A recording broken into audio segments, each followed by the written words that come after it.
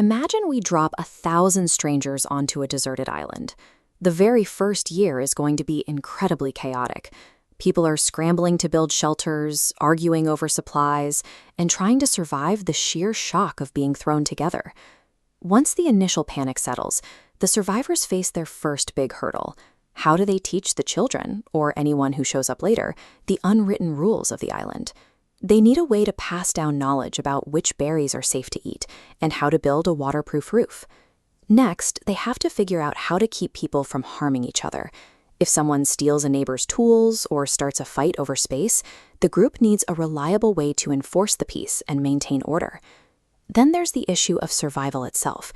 They have to decide who gathers the coconuts, who catches the fish, and exactly how those limited food supplies get divided up among everyone. If every single morning starts with a fresh argument over who owns which tree or who is watching the children, no one ever gets around to building a permanent well or a boat. Without a set way of doing things, the group's energy is swallowed up by the friction of just trying to exist. To solve these problems once and for all, societies build social institutions. These are the reliable, structured systems, like the ones mapping out here, that serve as the foundational building blocks for a group to actually function. Let's fast forward a few years on our island. The chaos has faded, and the survivors have organized themselves into a predictable rhythm. To handle teaching the next generation, they formed family units and built schools for survival skills.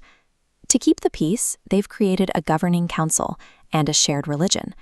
Finally, they have an economy. This marketplace manages labor and trade.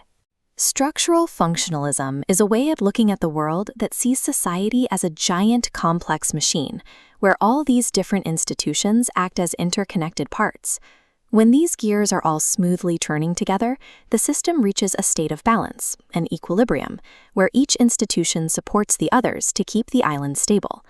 To understand how this machine really works, we have to look closely at the individual parts. Let's zoom in directly on the island's school system to see exactly what is happening beneath the surface. The school's intended goal, its manifest function, is teaching survival skills. Unintended byproducts, like providing free childcare, happen quietly in the background as a latent function. But if an outdated lesson makes people sick, that dysfunction threatens the whole island's stability.